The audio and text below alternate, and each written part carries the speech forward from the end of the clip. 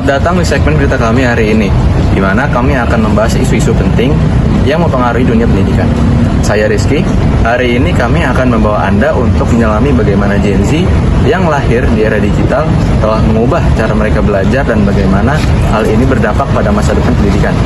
Untuk membahas lebih dalam tentang bagaimana kebiasaan digital Gen Z mempengaruhi gaya belajar mereka, saya serahkan kepada rekan saya, Salvia.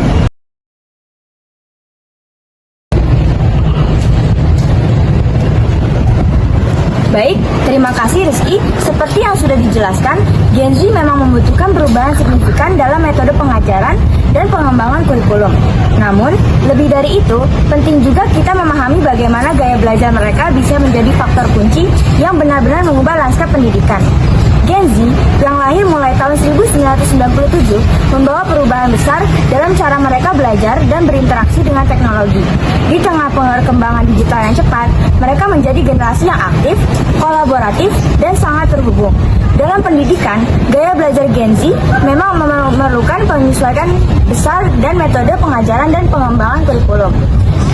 Di sini, saya akan membahas bagaimana gaya belajar mereka telah berubah dan mengapa fokus pada keterampilan praktis serta pengalaman sangat penting untuk pendidikan di masa depan. Gen Z lahir antara 1997 hingga awal 2010, dikenal sebagai penduduk asli digital. Mereka tumbuh di era teknologi yang berkembang pesat dan hal ini mempengaruhi cara belajar serta memproses informasi. Yang pertama, kebiasaan digital. Sebagai generasi yang tumbuh dengan teknologi, Gen Z lebih nyaman menggunakan perangkat digital. Buku, teks fisik, dan metode pengajaran tradisional sering dianggap kurang menarik karena tidak mendukung preferensi visual dan interaktif yang mereka sukai. Yang kedua, akses cepat ke informasi. Gen Z dikenal sebagai pencari informasi yang cepat dan kritis. Mereka mampu menemukan, menganalisa, dan menggunakan informasi dari berbagai sumber dengan efektif. Lebih dari sekedar mencari informasi, mereka juga pandai menilai relevansi informasi tersebut untuk kehidupan nyata. Yang ketiga, fleksibilitas dalam belajar.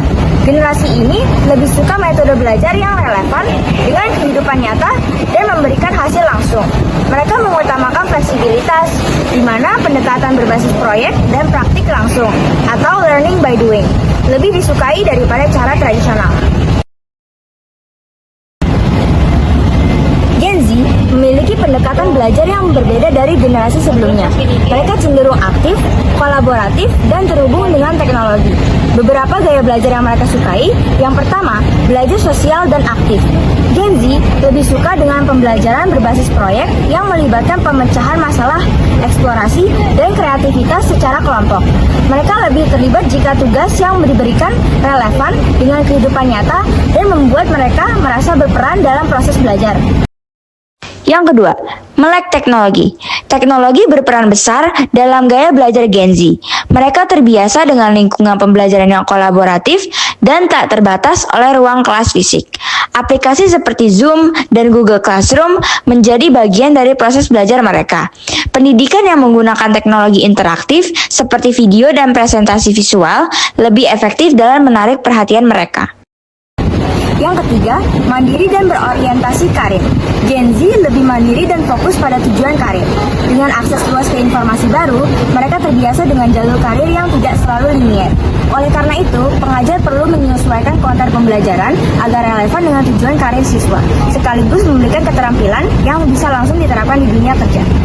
Pendidikan di masa depan akan sangat dipengaruhi oleh kebutuhan dan gaya belajar Gen Z.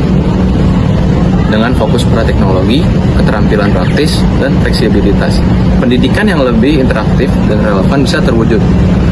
Pembelajaran berbasis proyek, pengajaran jarak jauh, dan personalisasi pembelajaran akan semakin berkembang, memberi ruang bagi setiap siswa untuk belajar sesuai dengan kecepatan dan gaya mereka sendiri. Inovasi ini diharapkan dapat meningkatkan kualitas pendidikan dan relevansinya dengan dunia kerja di masa depan. Kini saatnya bagi institusi pendidikan dan masyarakat untuk beradaptasi dengan perubahan ini.